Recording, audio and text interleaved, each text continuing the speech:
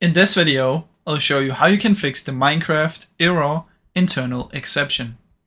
Now the first thing that I suggest you do is you come here and search for View, Network Connections, find your internet and right click Properties, find the protocol version 4, Properties, use the following DNS down here at the bottom and type 88888844. Press OK and then close it down. After you've done that, what I suggest you do is you right click on your internet, disable, and then right click enable. Once you've done that, we want to open up our Windows Defender. So open up the firewall, go to advanced settings.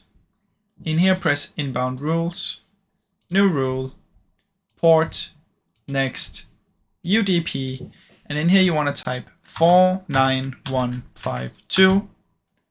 49152-65535. So that is 49152-65535. Next, allow, next, and just call this Minecraft or whatever you want and finish. After that, what we want to do is we want to open up our CMD, right click, run as an administrator, and in here you want to type ipconfig space /flush DNS. After that, type net sh space winsock space reset, press enter and close it down. After you've done that, what I suggest you do is you search for reset internet network reset right here.